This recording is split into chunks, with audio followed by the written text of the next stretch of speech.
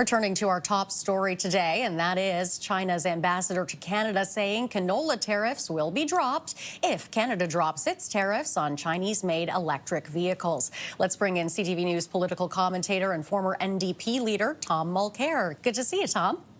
Good to be with you, Renee. So, China's ambassador to Canada says China will drop its tariffs on agriculture if Canada drops its EV tariffs on China. How should Canada respond? Favorably.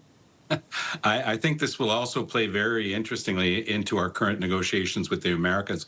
Listening to Howard Lutnick this week saying he wanted to destroy the Canadian automobile industry, but trying to make sure that Canadians have no choice but to buy American cars. That's called pushing your luck in terms of a negotiation. Back in the fall, a year ago, before Trump was reelected, Canada made a deal with the United States that we would follow their lead and add a 100% tariff on Chinese electric vehicles.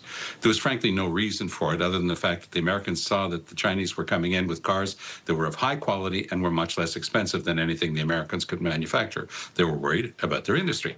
So we put ourselves in lockstep with them, Renee, and we said, okay, 100% tariff on Chinese electric vehicles. What did we get in return from the United States? We got attacked. We were told we were going to be made the 51st state. We were told that they were going to go after our auto industry and our other key industries and cripple us economically.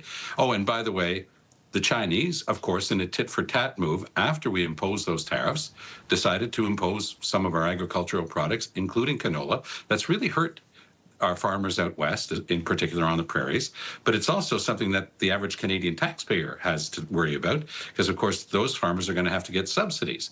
So the Chinese are doing it their way. They're just saying, you did this, we did that, you will remove ours if you remove yours. And Canada should really give that serious consideration. There's absolutely no reason for us to be kowtowing to the Americans on this anymore when they're playing the types of games that they're playing with us. Now, there is another side to this. We had Flavio Volpe on earlier from the Automakers Parts Manufacturers Association, and he expressed disappointment at Premiers Moe and Canoe for calling for those EV tariffs to be dropped. Is that a fair position? Well, of course, it's a fair position from his point of view. In the context right now, he's looking at the Canadian auto industry, what's left of it, and it's under dire threat right now from the Americans, and he's afraid of making it worse. But if we don't illustrate to the Americans the absurdity and the gross selfishness of their position, going after our auto industry, in fact, Mr. Volpe is his own client, going after Canadians' ability to access something that is high quality and less costly than the American vehicles, why should the Americans get everything their way?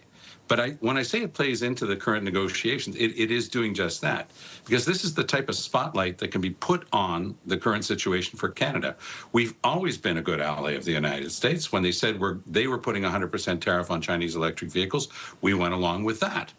And we got, in return, hit over the head by the Americans. So it might actually help Dominic LeBlanc, who's going to be back in Washington this week, try to get some parts of this deal to the finish line. Interestingly enough, I think what Mr. Volpe should be concentrating on is when Mr. Carney was in Washington this week, he was talking about everything but automobiles. He was talking about steel, aluminum, and out of nowhere, energy and the Keystone XL pipeline.